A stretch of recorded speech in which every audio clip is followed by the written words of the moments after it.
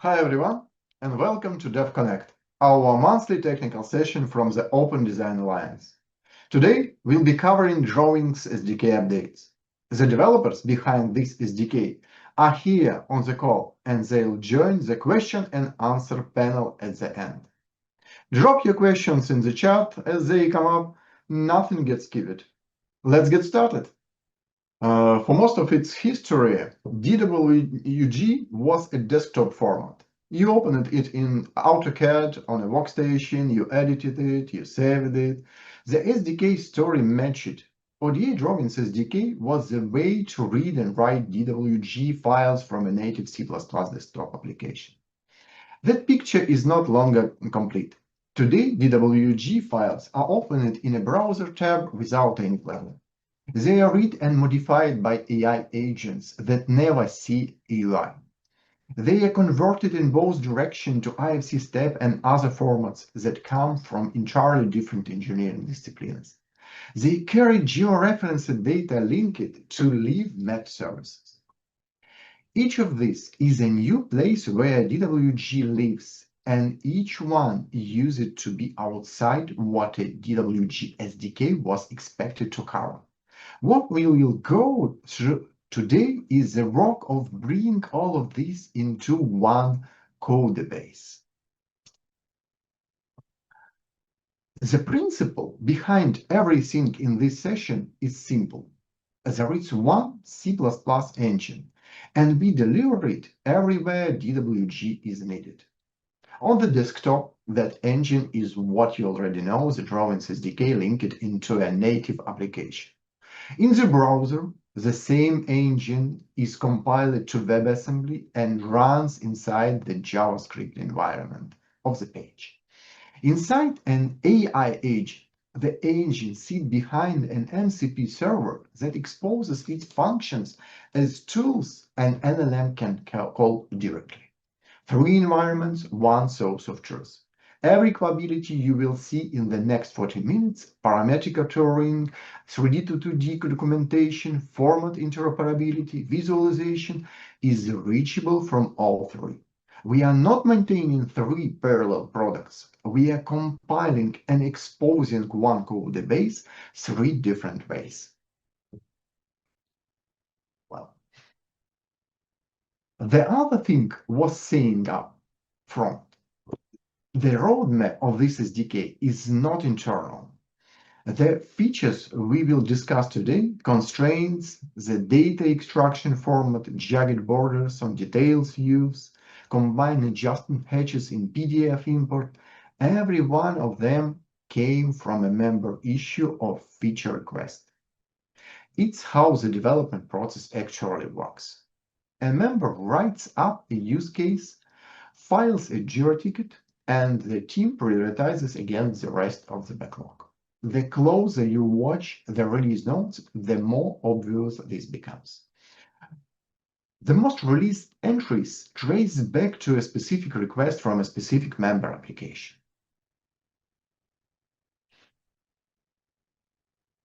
This is today's agenda, capabilities, and then 3 environments where those capabilities are delivered: desktop, browser, AI agent, and further roadmap for this year. Well,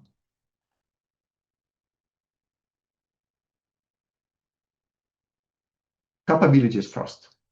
And the first of those is where the most member requests have accumulated in this period. Parametric authorities. The thread running through all 3 topics in this block is the same. Pure geometry, lines, arcs, polylines, 3D solids, describes what a drawing looks like at one moment. Parametric authoring describes what it means, which relationships have to hold, which dimensions drive other, which part of the drawings depend on which other parts. Once intent is captured, every edit propagates through the network automatically. We made progress in 3 areas in this period: constraints, dynamic blocks, and the associative networks. Each addresses a different layer of intent. Constraints handle geometric and dimensional relationships. Dynamic blocks package parametric behavior into reusable components. The associative network connects geometry to derived objects, dimensions, central lines, custom dependencies that should follow the geometry when it changes. Well, the most requested feature in this area was auto-constraint. The idea is straightforward. You have existing geometry, perhaps imported from another source, perhaps drawn freehand, and you want to convert it into a parametric drawings without going through each pair of entities manually. Auto-constraint analyzes the geometry and automatically detects and applies the appropriate geometric relationships. Coincident, parallel, perpendicular, horizontal, tangent, and so on. Once constraints are applied, the design intent becomes mathematically defined. Any modification to one element propagates through the drawing. Other related entities adjust automatically to maintain all the defined relationships. Around auto-constraint, we added the system variables that drive a complete parametric editing UI. Constraint form controls whether dimensional constraints display in annotation form or in dynamic form. Constraint name format control whether the dimension text shows the name, the numerical value, or the full name value expression. Constraint solve mode controls the solver's behavior when a constraint is applied to existing geometry.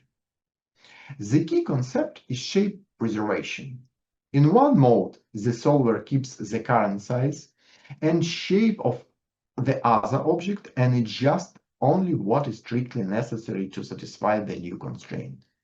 In the other, the geometry is free to shift more broadly to satisfy the rule. Next one, the parameter copy mode controls whether constraints and dimensional parameters travel with geometry when it's copied. This method in three scenarios: copying between drawings, moving geometry from model space to layout, and defining geometry inside the block.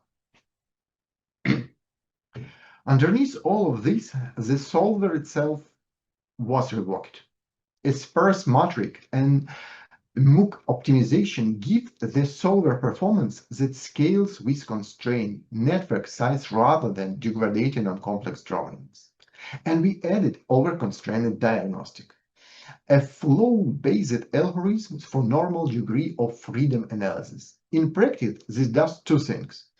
During normal operations, the solver is smarter about which additional constraints to add, and when a drawing comes in with an over-constrained network from another application, technically invalid but real in the wild, the system can identify and cleanly remove the redundant constraints without damaging the rest.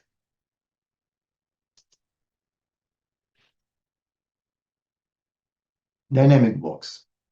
Dynamic blocks store a rich internal structure in DWG. Parameters, actions, grips, constraints, visibility states. The ODE implementation was functional for many cases but had gaps in correctness and reliability. We did a comprehensive refactoring effort in this period, and the result is that dynamic blocks from AutoCAD files now load and behave correctly in the vast majority of the cases. Along with correctness fixes, the public API for creating and modifying dynamic block definitions was significantly extended. We shipped the dynamic block editing entities, the entity types that represent the internal structure of a block editor, grips, parameters, actions, and constraints that defines how a dynamic block behaves. These are now accessible through the public API. The block editor CPP example demonstrates concrete action types. An array action driven by the XY parameter, and a flip parameter paired with a flip action.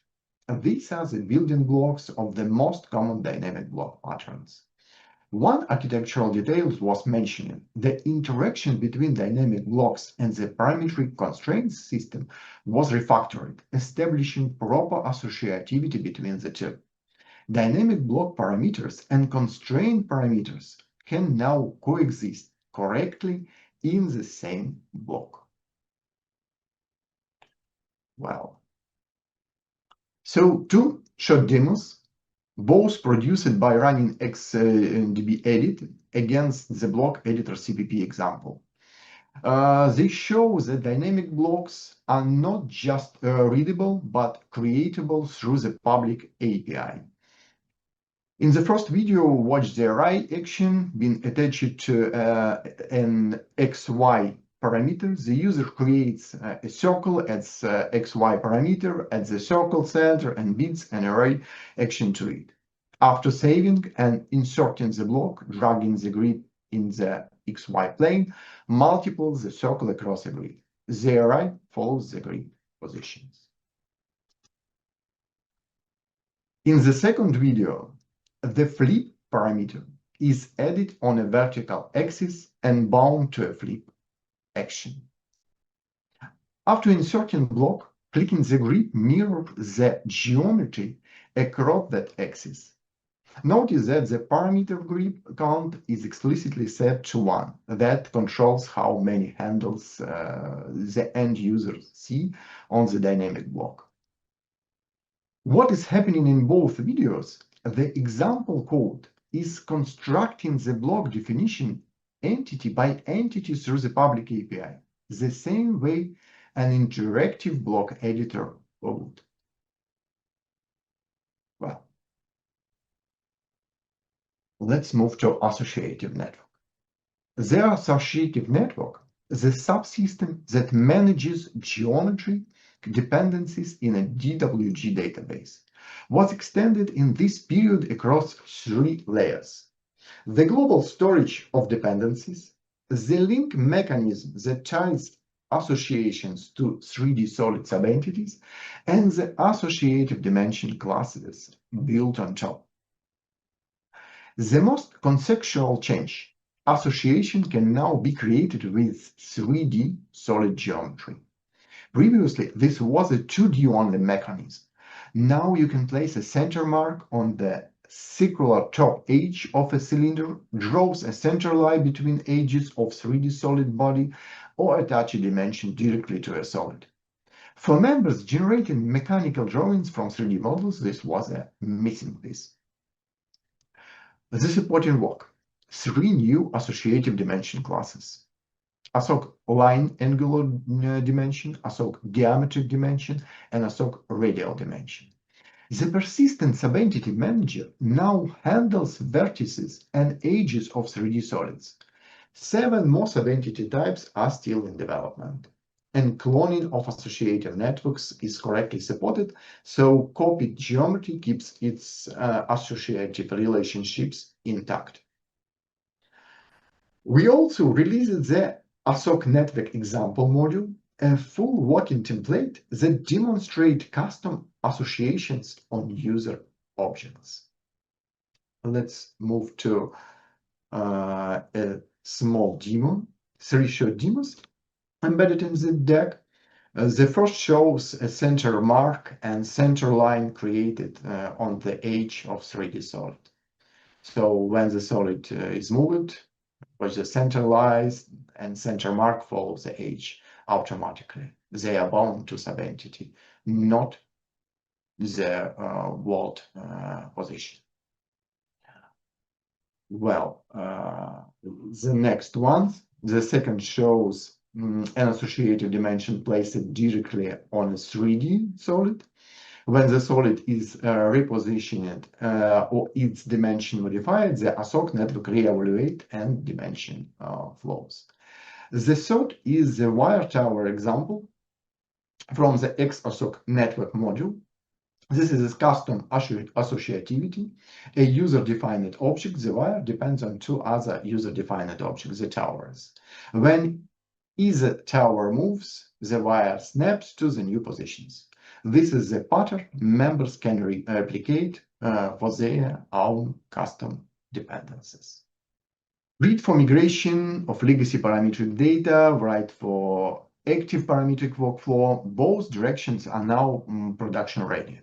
With the parametric layer closed, the next block looks at what happens when the source of the drawings is not 2D geometry at all, but a 3D solid. Solid model, two paths, one API. When the source of a drawing is a 3D solid, two things have to be in place. First, you need a modeler, the kernel that creates and modifies the solid geometry itself. Second, you need a way to project that 3D geometry into 2D drawing views. We have made substantial progress in both these directions, and they are tightly connected. Start with the modeler.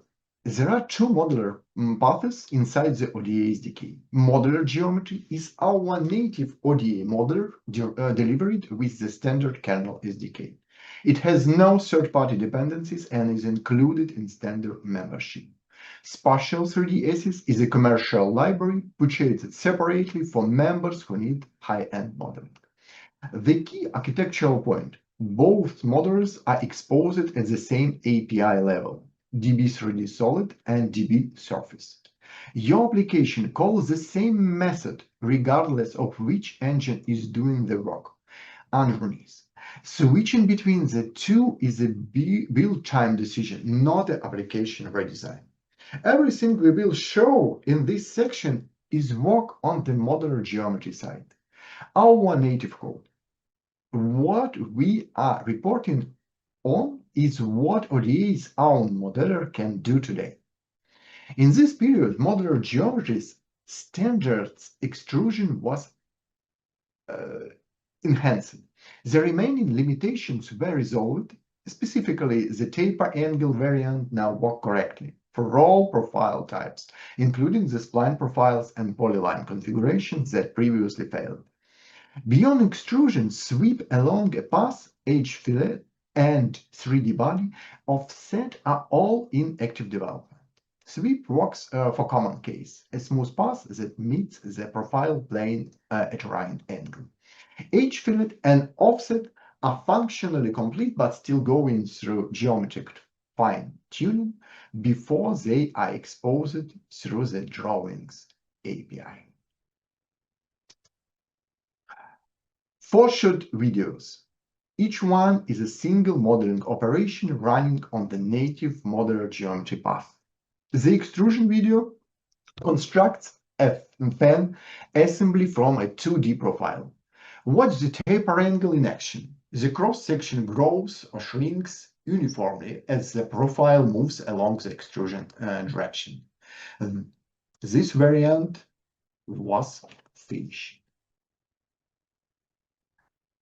The sweep video extrude a long path, moves a profile along a curved trajectory to build an industrial pipe. Notice how the side surfaces handle the non-smooth corner joints.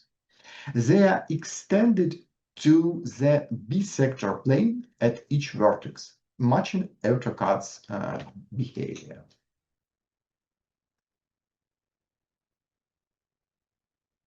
The fillet edges video shows the edge softening operation that refines a 3D body. Notice that the operation handles complex topological configurations, spherical and toric patches around the fillet edges. The core logic is complete. What is still ongoing is the geometric fine-tuning needed to be production-grade precision. Well, and the last one, the offset video shows a 3D body offset, uniform distance offset that produces shells and nested geometry. The by extension mode handles both planar and non-planar bodies, including the degenerate cases, seam edges, smooth edges, periodic edges. that makes this operation hard in general. Well, once you have a 3D solid, the second half of the problem is projecting it into 2D drawing view. That is where PHLR comes in. PHLR, precise hidden light removal, solves a classic engineering visualization problem. Given a 3D solid and a viewpoint, which edges of the solid can the observer actually see, and which are blocked by the geometry itself. The new library introduced recently is our native answer. The library takes BREP solid and surface bodies along with a viewpoint and computes the complete visibility picture. Visible and hidden trimming edges, silhouette curves where a surface turns away from the viewer, and interference edges where bodies intersect.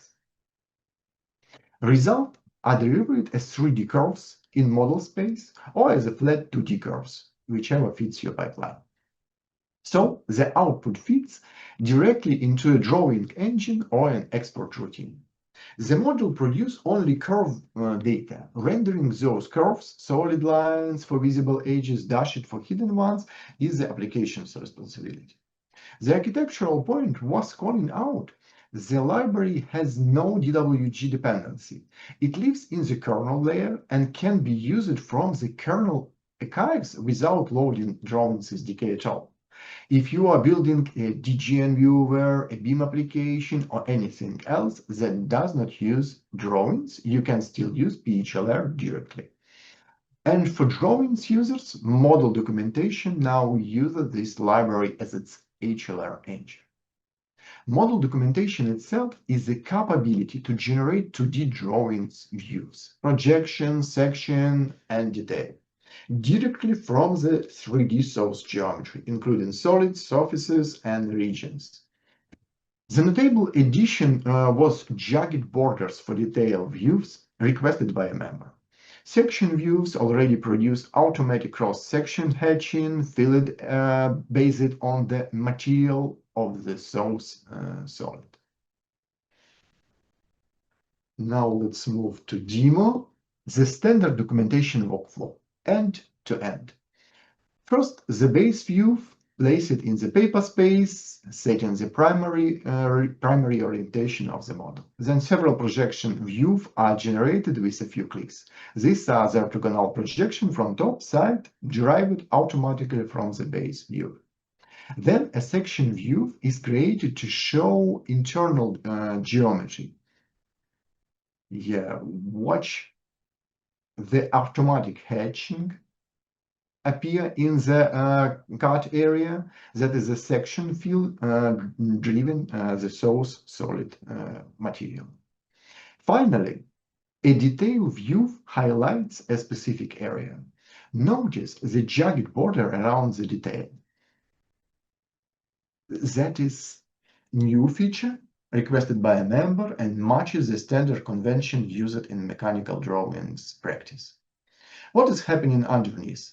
Every visible edge in every one of these views is being computed by PHLR. The same library described on the previous slide. The drawing engine and the HLR engine are now cleanly separated. Modeling builds solid, PHLR projects it. Model documentation packages the projection as a real drawings view. The next block moves outward from native DWG geometry to bridges with the formats that surround it. Outside DWG itself, the formats most commonly involved in a drawings workflow are SVG, PDF, and Collab. Each of them sits in different positions relative to a CAD application. We made significant progress on all three in this period. For SVG, we introduced an entirely new import module. The starting point was reliable round-trip support. SVG files exported by ODA tools can now be imported back into DWG without loss. From there, we expanded coverage to handle SVG files produced by other tools. The importer handles text and tspan elements, including current position and handling. SVG style and class attributes, inline images, nested SVG documents with correct transformation and styles relative to the parent, and loading from a memory buffer stream, not only from a file. One change in SVG import is worth calling out: the winding rule fill algorithm. SVG defines field paths using contour direction, clockwise versus counterclockwise, to distinguish filled areas from holes. The new algorithm correctly identifies which contours are holes and which are solid, producing hatches that visually match the original SVG. On the export side, two new options: user line types and additional attributes round out the production quality cases. For PDF import, three targeted additions: collinear dashes, sequences of short individual segments that CAD application produce when exporting dashed line types to PDF, are now detected and converted to a single polyline with the appropriate line type. Combine adjacent hatches merges the many small filled areas, typically of PDF representations, into a single hatch entity, significantly reducing entity count and making the result editable. And geodata import. When a georeferenced PDF contains coordinate system information, the importer creates an DB geodata object in the resulting DWG database, restoring the coordinate system and transformation. This closes a real gap in the PDF to DWG pipeline for surveying, infrastructure, and GIS workflows. For Collada, the headline is geometry instancing on both sides. On import, when a Collada file references the same geometry from multiple locations, we create a single block definitions and insert block references at each instance, creating lazily so single-use geometry stays as plain entities. On export, the symmetric thing. Repeated block references become Collada geometry instances of a single shared mesh.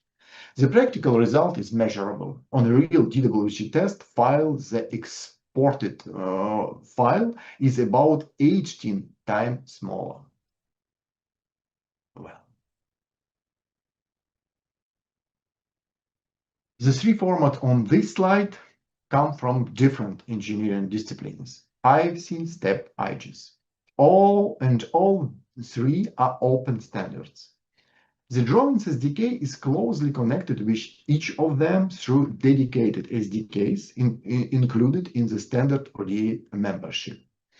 IFC conversion takes IFC product instances and turns their geometric representation into DWG entities. Curves for objects like IFC alignment, polyphase, mesh for faceted representations, and DB3D solid for IFC advanced BREP representation. Built on top of ODA IFC SDK, the converters support all common IFC revisions. The IFC to DWG command line example ships with the IFC package, and UI version of the converter is built into Drawings debug application. Conversion between STEP and DWG works in both directions. The principal geometric objects of STEP, curves, tessellated objects, boundary representations, are mapped to the corresponding ODDB entities. The trade-off is honest. Because plain DWG has limited semantic definition, the rich semantic information available in STEP, particularly in AP 242 models, is lost during conversion. So the final result contains mostly geometry. In recent versions, we added support for several auxiliary STEP objects: supplemental geometry, parts feature highlighting, and PMI, both as converter options. The recent IGES interoperability is the newest edition. Bidirectional conversion is supported for the principal object types: curves, tessellated geometry, boundary representations. One detail was mentioning singular subfigure instance objects together with their subfigure definitions are converted into the DB database as a set of block references to a single block. This significantly reduces memory consumption by reusing the same geometry and produces a closer match between source and destination model structure.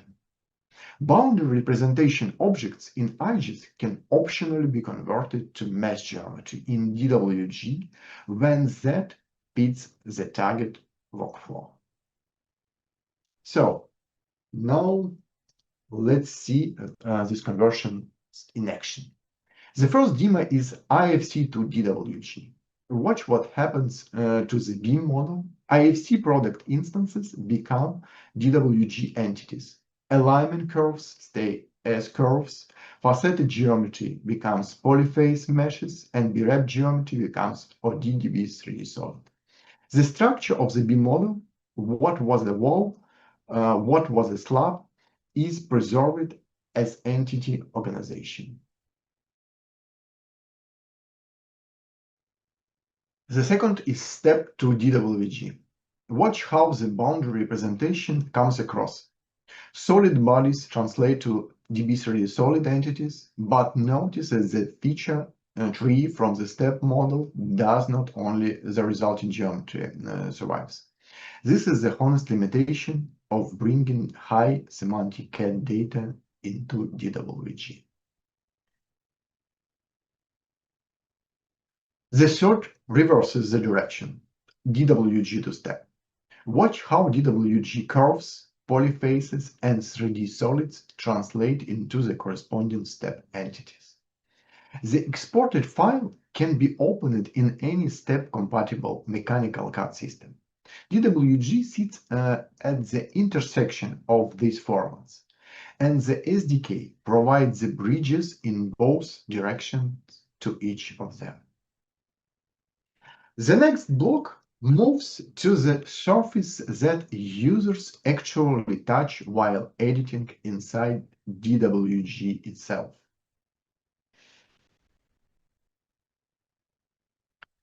Editing surface. The surface users touch while editing DWG is made up of a few standard entity types: grips, hatches, tables, plus the workflows built around them. This is the layer where the difference between a viewer and a real editing application becomes visible. For threads of work in this period, multi-mode grips, AutoCAD users are accustomed to hovering over a grip and getting a context menu of available actions: stretch, lens, flip, move with the dimension line. The protocol extension multi-mode script PE bring this behavior to the drawings SDK. The API is built around 4 enumerations: grip mode, grip type, grip action type, grip cursor type, giving full control over what each grip does, how it looks, and what cursor to present.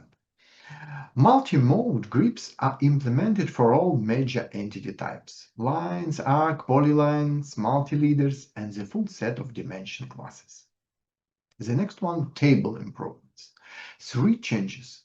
Partial undo. Instead of dumping the entire table state into the undo stream on every edit, the new implementation stores only the changed cell, row, or column data. For large tables, this is a meaningful improvement in both memory and speed. The multi-content cell API now exposes per contact bounding and extends, and the heat test algorithm was fixed for cells with alignment, text rotation, and content flow. The next one, hedge creation modes. The standard hedge creation methods, selecting boundary entities or auto-detecting a closed loop from a peak point, both require pre-existing geometry. Neither let you draw an arbitrary boundary from scratch. 2 new modes close the gap. Pass mode creates a hedge along a polyline with line and arc segments, useful for road markings, cable channels, anything where hedge needs to follow the road. Area mode creates a closed polygon hedge by clicking control points in sequence. DXX, the data extraction format. The full workflow is supported through the DXX-DB runtime database. Read, write, create. Extracted data can be exported to a DWG table or a text file or Excel file. When exporting to a DWG table, DB data link manages the leave refresh connection. The table updates automatically when the source drawings change. Also in this period, get split curves for all curve types. A simple but frequently needed operation that was missing from the API. And QR code support. When the optical field data module is loaded, DBM text and DB leader entities carrying for a QR data object render as QR codes. Well, the first demo shows hedge creation in path and area modes. Watch the path mode first. The user picks a sequence of points along a polyline, and the hedge fills along the path is configured with. Notice that path width system variable controlling the width and the draw mode selecting the creation mode. Then watch area mode. The user clicks control point and closed polygon hedge is created from scratch without any pre-existing boundary entity.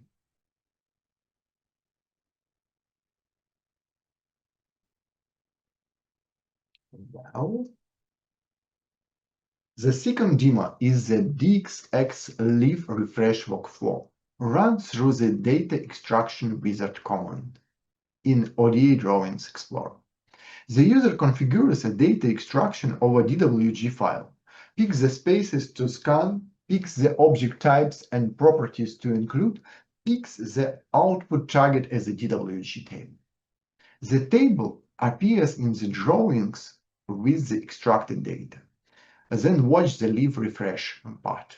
The source DWG is modified, the circle in the source file is resized, and the file is saved. Running the update DXX data link command refreshes the table, and the values update to match the new source data. That is the DB data link mechanism in action. The link between the table and the data extraction file is preserved and re-evaluated. Wow. Two pieces of work on the output side, where the database becomes pixels and printable pages. FBX material asset support. AutoCAD stores extended material properties, tint color, finish bumps, texturity tiling, as FBX asset XData on material objects. We added abilities to read these properties and write edited properties back with full round-trip compatibility. Modifications made via order are correctly recognized when the file is reopened in AutoCAD. The material FBX system variable controls whether FBX asset properties are applied to render time. The next, PDF export. The 2D PDF export engine received extensive attention in this period. Over 60 member reported bugs fixed across fonts, hatches, layers, shaded viewports, and PDFA compliance. The highlights was calling out performance, TTF font export up to 100% faster after reworking the font sub setting and embedded pipeline. The speedup is most visible on drawings with many distinct TTF characters. Frozen layer no longer trigger repeated geometry evaluation, which produces significant speedups on large drawings with many frozen layers. For multi-database export jobs, deferred database loading keeps memory consumption flat. Drawings load one by one and unload when no longer needed. Output quality. A new adaptive mode produces bright colors and high resolution without relying on internal PDF scaling, which was the source of pale-looking output when LAN weight were not printed. Image handling now supports transparency for 8-bit per pixel images, partial transparency for true colors images, and 1-bit per pixel images exported as PDF image masks, which appears brighter in Adobe Reader than the standard export path. Text in clipped block references is now exported as actual text objects in the PDF, not as geometry primitives. This makes the exported text selectable and searchable. Well, now let's move to demo. The initial view shows a model rendered with FBX asset properties of. You see the primary relief and the plain material tint. This is the picture before before FBX support landed, and now we see the same model with FBX asset property enabled. Notice the additional texture that becomes visible, a distinct tiling effect, and the correct color tint applied on top. The point in round-trip fidelity, the DWG file has not changed between the two renders. The data that drives the difference was always in the files as X data, and now it's available for read and write. Editing produces drawings. Output makes them deliverable. The next block goes under the surface to what makes both of those reliable. Under the surface of every capability we have shown so far is plumbing, the work that does not appear on the feature list but determines where the rest holds together. 6 areas in this block. Each one is a single deliberate change rather than a bag of fixes. The first one is performance. OD string, small string optimization. After this change, OD string is 24 bytes and OD ANSI string is 16 bytes, with short string stored directly inside the object rather than at the heap. Move semantics were added at the same time. No changes to consuming code are needed. The optimization is entirely internal. The measurable benefit is approximately 10% improvement in DXF loading performance on typical drawings, because string allocation is the dominant cause during parsing. Crypto. ACDSA digital signatures. We added ACDSA certificate support to the ODA crypto service layer. Before this, our digital signature support was RSA only. New one is increasingly required for 2 practical scenarios: signing documents with modern electronic ID cards and DWG file signing in environments where ACDSA is mandated by policy. Self-signed certificates are now supported as well, which gives flexibility for testing and closed environment. Provenance, AppInfo section. The DWG files contain AppInfo and AppInfo history sections that record which software created and saved the file, and it's exposed now through the ODA API. Next one, format compatibility, ACIS and Parasolid. Set and sub are the text and binary formats of the special ACIS modeler. In this period, we added SAT version 22.800, 23,000, and 23,100 for AutoCAD and Inventor compatibility, and completed support for native spatial subversion 8 version through the 36.1 for MicroStation and DGN compatibility. Parasolid stream rigging was extended with improved XT and XB schema coverage. We also introduced 2 new GE mesh surface types: GE mesh surface with preface attributes and GE triangle mesh surface with per vertex normal interpolation to represent Parasolid polygon meshes natively, which SolidWorks Parasolid bodies require. Next one, IRIX behavior, controlled compatibility. The IRIX compatibility flex system variable gives you application fine-grained control over edge case behavior, where AutoCAD RX has undocumented or unexpected semantics. You can match the AutoCAD behavior exactly or use ODA's native logic on a per flag basis. Useful when you need bit-for-bit compatibility with a specific AutoCAD version while keeping access to ODA's own behavior elsewhere. Geo, coordinate systems and map tiles. 3 additions. Azure Maps support on DB GeoMap added because Bing Maps is no longer supported for basic licenses as of June 2025. Aerial, road, and hybrid tile types are supported. The map provider switches at runtime via GeoMap provider switch command, which the API key passes through the OD GeoMaps key. Vertical and compound coordinate reference systems.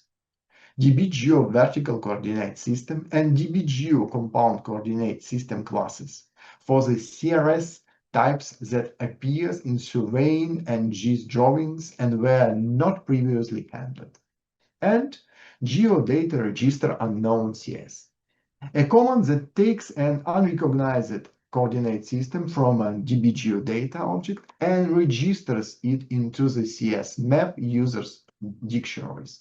So drawings from customers using regional or proprietary CRS work end to end. With the foundations covered, the next block looks at DGN, which sits in the same SDK, in kernel SDK, and benefits from much of this same foundation. Well, DGN sits in the same kernel SDK as DWG, same C++ code base, same build, same release cycle. What is different is the format-specific knowledge. DGN comes from MicroStation, which its own database conventions, its own collaboration model, and its own way of organizing levels and styles. The work in this period covered the editing model on one side and AutoCAD style plot output on the other. Long transactions. We added support for DGN long databases. What we completed here was the DGN specific site. Once that was done, in place Xref editing in DGN app worked the same way it does in DWG app. Two types of DGN object participate: reference attachment and shared cells, DGN's equivalent of block definitions. Next one, level filters. Level filters are a UI feature for grouping levels by attributes, name, visibility, frozen status, and others, with mask-based matching. So you can define filters like levels whose name begins with given prefix. The filter definition live in the level filter table inside the DGN file. Next one, volume clip for reference attachment. Volume clip settings are now accessible on reference attachment here and DG view classes. The clip area is defined by length, width, height, fixed in space by an insertion point and rotation matrix. A display style can be applied independently to the space inside the clip volume and the space outside, and each area can be hidden. The DG volume clip settings structure covers the full set of clip parameters: forward and back clip planes, cut planes, outside clip behavior, view purpose, and discipline properties. Plot styles, CTB and STB. We added loading of AutoCAD style plot style tables in DGN context, both color-based CTB and name-based STB. For members supporting both DWG and DGN workflows, this means the same print style logic applies in both formats. CTB color-based style are mapped to DGN TBL color map settings and processed through the native DGN plot style algorithm. So CTB behavior is reproduced accurately. Well, three improvements to the DWG to DGN conversion in DWG-DGN conversion pipeline. The pattern is the same as on the format interop bridges from earlier in the session. Bidirectional with attention to what was being lost. When converting a DWG file containing DGN underlays to DGN, the underlays are now properly converted to DGN reference attachments rather than being dropped. PDF underlays in DWG files are converted to DGN raster attachment, pointing to the PDF source file. In the DGN to DWG conversion, the priority property, which controls drawings ordered for 2D elements, is now converted correctly, so the layered look of the source survives. For multi-module DGN files, the conversion of reference attachment to DWG xref is significantly faster, with new options available to control the conversion behavior. Next come the environments where Drawings SDK gets delivered, starting with the browser.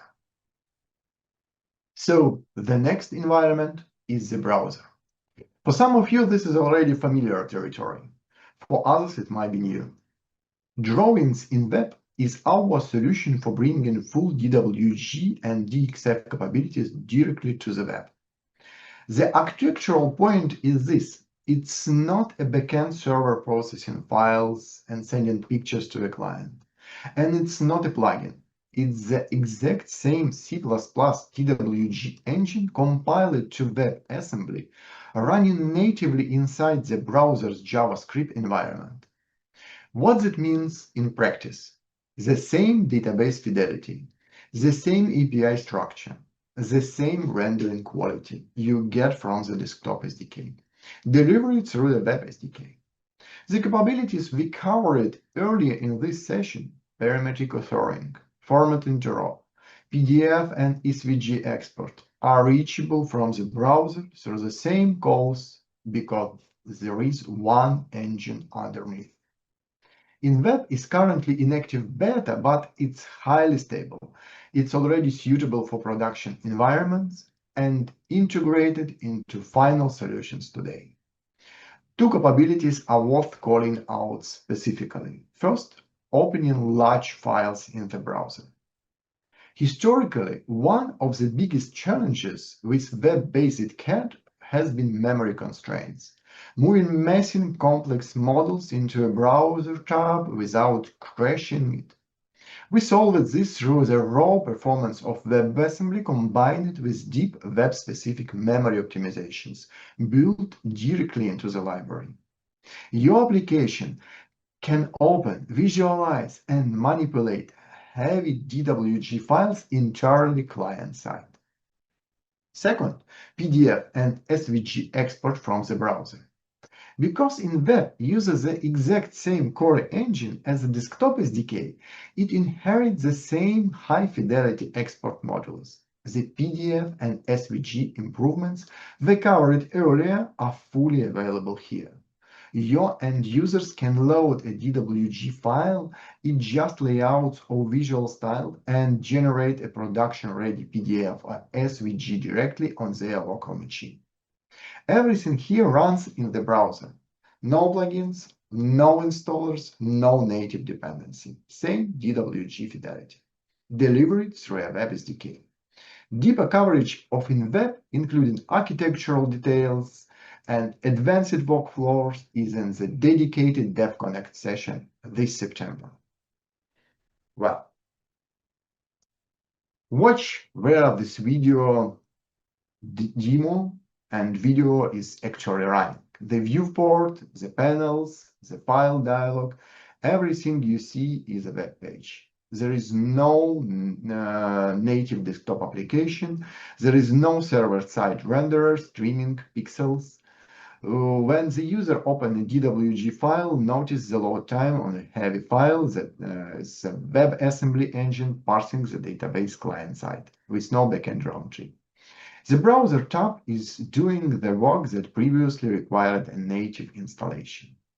Watch how the user navigates the model. Zoom, pan, layer toggles, view changes. The interaction latency matches the desktop SDK because the same C++ rendering code is running. Just compile it to VAS rather than to native matching code. If you have not seen drawings in web before, the takeaway is a demonstration itself. This is a fully functional DWG client in a browser tab with no plugin and no server. Well, browser was the second environment. The third one is new one. It's the one where the SDK runs inside an AI agent rather than alongside a human user. Today, a language model cannot natively work with DWG files or the ODA SDK. It can read a DWG file name and reason about it. It cannot open the database, traverse the entities, or write a new file.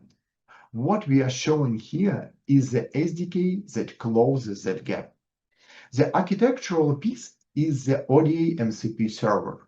MCP, Model Context Protocol, is the standard way to expose a set of functions to a language model as callable tools. We are building an MCP server that wraps the ODA SDK. Every relevant SDK function becomes a tool that agent can invoke. The agent reads the database the same way it writes Python code, by calling the right tool with the right arguments. This is still in active development. The session for the full picture is coming this autumn. It's own dedicated DevConnect. What we are doing today is a preview of what this is heading. The demo coming next is run from a single shot prompt. Was walking through what the agent actually does between receiving that prompt and producing a DWG file, because the value of the SDK shows up in how the agent uses it. The prompt asks for a 3D scene of a mountain highway through a real piece of terrain in the Colorado Front Range. The engine has access to two things: standard programming tools, file system, Python with NumPy, and the SDK exposed through the MCP server. What the agent does on its own with no further input: it downloads the real ASRTM elevation tile from a public source, parses the binary HDT file into a NumPy array, and computes a road routing on the elevation grid using a search with a slopes queried cost penalty. So the path prefers gentle valleys over the straight ridge cross. It runs the routing in two legs through the named towns, smooths the resulting Z profile to keep grade under 6%, and identifies where bridges, embankment, and tunnels are needed. Then it uses the SDK. The terrain mesh becomes an sub-D mesh. The road center lines becomes an DB spline. A road cross-section profile is built as a closed polyline and swept along the spline to produce a real direct DB3D solid, not a quad strip mesh shortcut. Marker spheres are placed at the named towns and landmarks. Text labels are inserted next to each markers. Light poles and gas stations are defined once as blocks and referenced dozens of times, exactly the right pattern. The agent makes its own choices throughout, which decimations try to use on the meshes to stay inside a vertex budget. Whether to use DB text or DBM text for labels. How to keep the road visible against the terrain. It sets a transparency on the terrain layer through the set layer rather than per entity. It saves intermediate DWG snapshots at every stage, so the work is debuggable later. This is what the SDK looks like from inside an agent's tool call loop. Now let's move to demo itself. The prompt at the start of the video is short, a few lines asking for a mountain road through 3 named locations on real terrain. After that, no human intervention. Watch the early stages. The agent fetches the terrain tile, passes it, runs the routing algorithm in Python. None of that involves the SDK. This is the part where the agent is doing what it can already do today. Then the SDK's call start. Watch the staged screenshots, terrain meshes first, marker spheres, text labels, and the road as a swept grep solid. Block definitions for light poles and gas station, block references, the tunnel portal near the path. Each state is a separate safe database call producing a snapshot DWG that can be opened independently. Notice the final output, a single DWG file with the full scene, plus a technical PDF report on the road that the agent also produced. The output is the real CAD data, indistinguishable from what a human user would produce manually in MFC app or AutoCAD. The point this demo makes, DWG can now be targeted format for AI agents, the same way Python is a targeted language. The path from natural language to working CAD geometry runs through the SDK. All 3 environments, desktop, browser, AI agent, have their own 2026 plans. Here is what is coming next. On the parametric or Turing side, constraint infer lens. It's the mode where geometry constraints are inferred and applied automatically as the user draws or edits with no explicit command. If you draw 2 lines that are nearly parallel, the system makes them exactly parallel. If you snap an endpoint to midpoint, that relationship locks in automatically. This is the natural next step after auto constraint. Also on the associative network side, history evaluation, the remaining 7 subentity types, and full associativity inside model documentation. On 3D and modeling, 2 threads. First, 3D solid grip points, interactive grip-based manipulation of history-based 3D solid.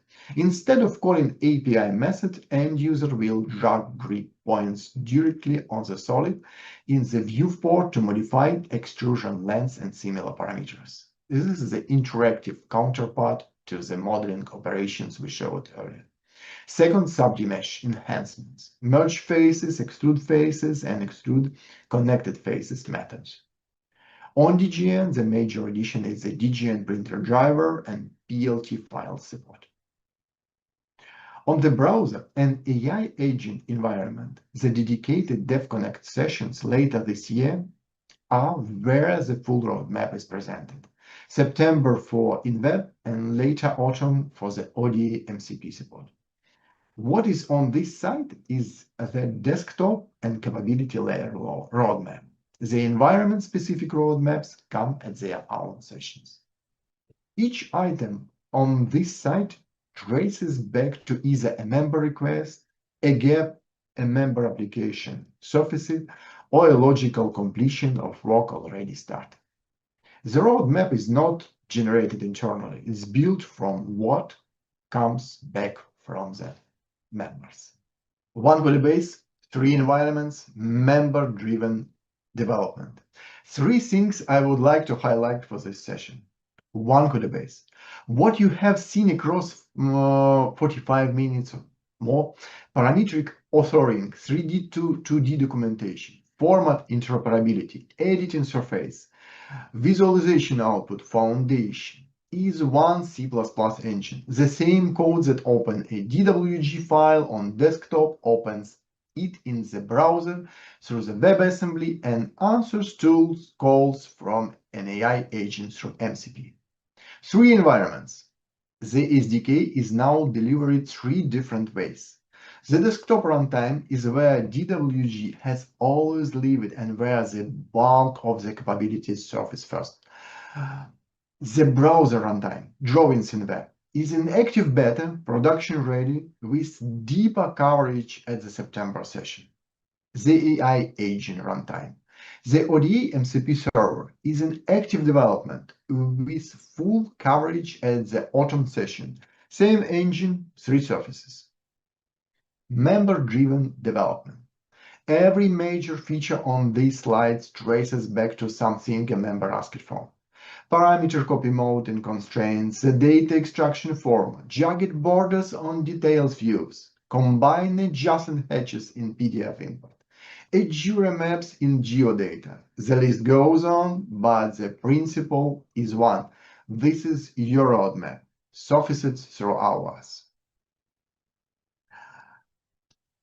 If there is a feature in your application that depends on capability we didn't cover today, a format you need to read, an entity behavior that is missing, a workflow that breaks at the SDK layer, that is the next things on the roadmap.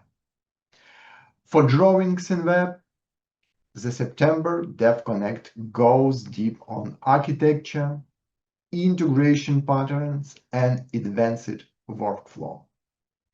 For the ODE MCP support, the autumn session shows the full picture, release timing, API, and how the integration sits between the models and the SDK.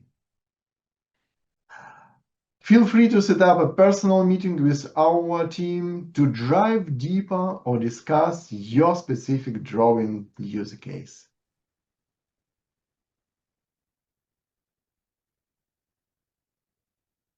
So we are happy to take questions now.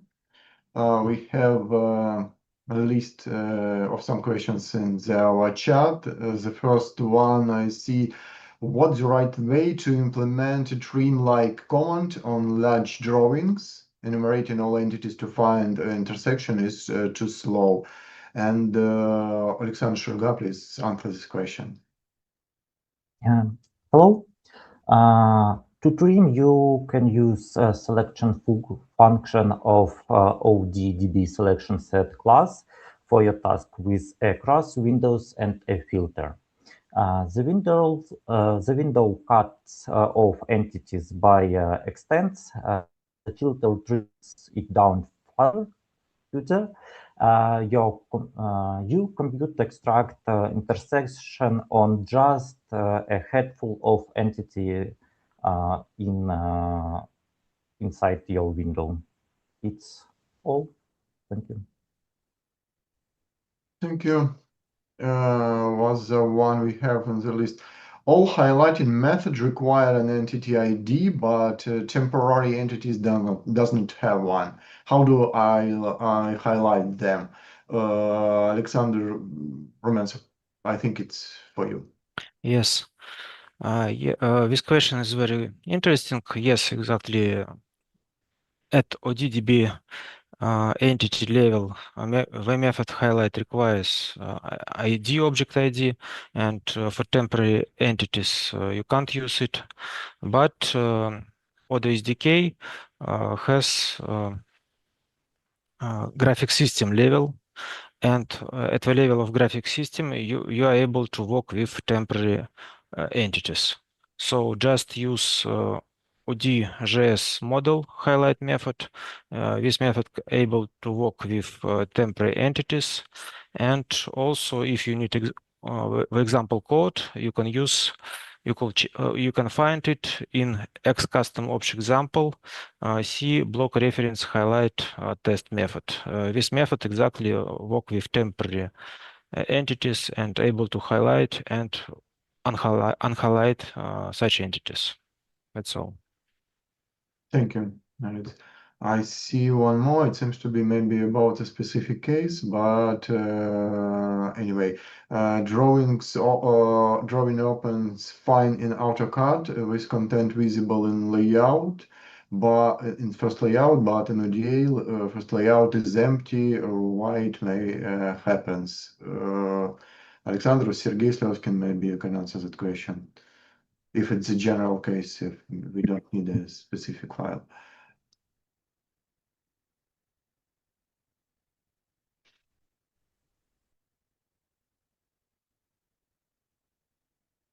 Sergey, we cannot hear you. Actually, layout is empty, and it's not initialized. In AutoCAD, if you visit such layout for the first time, AutoCAD creates both overall viewport and model viewport. But creating model viewport is depends on system variable layout create viewport. By default, it's on, and most users do not switch with system variable. If you turn it off, then in AutoCAD you also will see empty layout. ODE SDK creates overall viewport when it's visited for the first time, but doesn't create model viewport. So switching for layout 1, layout 1 in ODE SDK, you see empty screen, and in AutoCAD, you see the contents of the whole model space because default viewport is created.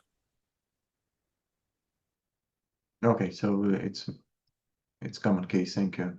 It's not about specific one. What I see in the list is a set of questions about the AI. Okay, I'll start a bit maybe from common one. What resources does your MCP server expose? Documentation, code sample, anything else? At the moment, can you share more details on what it can access? The thing is that at the moment that the project in development yet, and we'll cover it in a later autumn session. I think it will be in October. But here we mentioned just one server for the drawings for DWG. We have the same or similar server for the IFC, for STEP, and for other set of formats. And access to documentation, code sample, and even source code are also in our plan, but they are going to be exposed as a separate set of products. Combine it together but separate.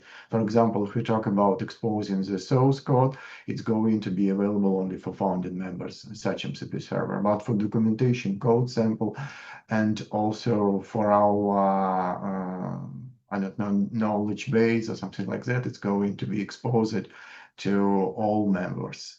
And so we are going to have a set of MCP servers for different functionality. Well, we have also some details. I see how does AI actually produce a finishing DWG for a prompt, and also which AI clients have you officially tested. It's a cloud, but okay. Leonid probably is more participated in development and provide more detailed answer. Yes, first about DWG from a prompt. Now MCP works through our tools and with our SDK and generates the final DWG from them. And second about Copilot, Cursor, and Plot. We are currently working and testing with Cloud Code and Gemini. That's it. Okay. So in the AI, I see, does the MCP server expose right action tools? Yes, it exposes right action tools, but not return the code. Overall, we consider this ability as well, even about generating the code around our code, but it's definitely not short term, not in the nearest months as by October in the scope of this task. Well, are there any functionality improvements or fixes related, it's the next question, to geometry constraints? Previously, grips were not updating correctly when the geometry of a selected object was changed. In this example, has such issue been fixed now? And Alexander Rumyantsov ready to provide the answer.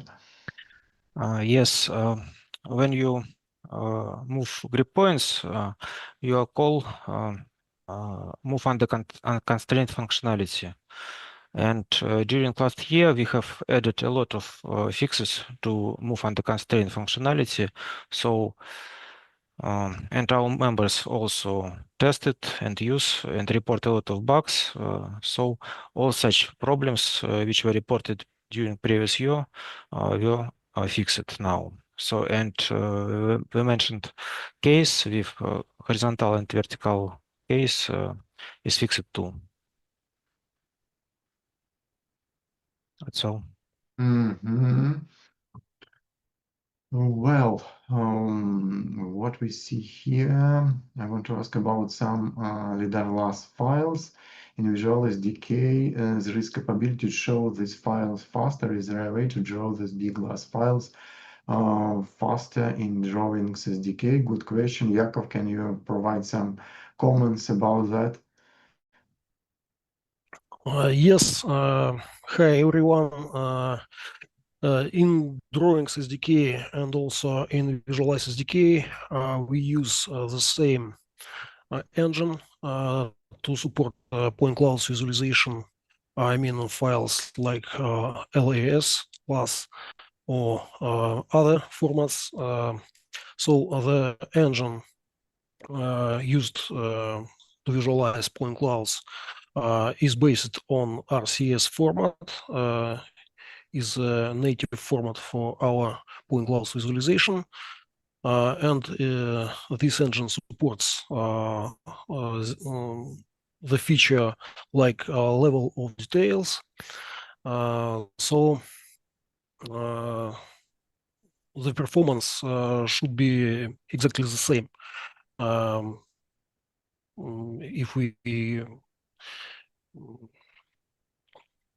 if we speak about Drawings SDK or Visualize SDK. That's all from my side. Yeah, okay, very simple. Thank you. Also, one more about constraints. Did you add support for more entities in dimensional constraints similar to AutoCAD? Currently, the more functionality for dimensions seems to support only line segment. Alexander or Vladimir, who can answer for this question? I can. I think we have supported all the possible entities for dimensional constraints from the very beginning. And it works not only for line segments, but if you find some entities for which such constraints can be applied in AutoCAD and can be applied in our DWG constraints functionality, please create the bug and we will check it.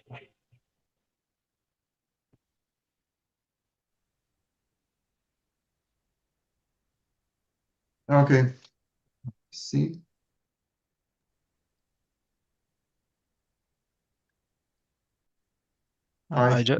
Yeah.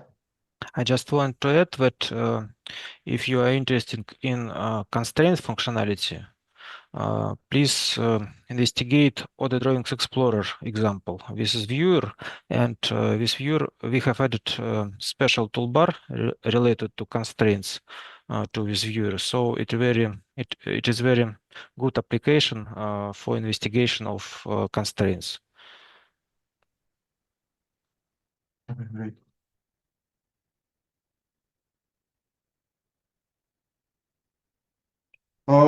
It seems that's it what I see in a list of questions. So we can wrap up. And again, thank you everyone for joining. And also feel free to set up personal meeting if you have some specific question or maybe your question is not answered during this meeting or anyway. So we have this opportunity, we together have this opportunity to discuss, to continue discussion on personal meetings. So thank you for joining and goodbye.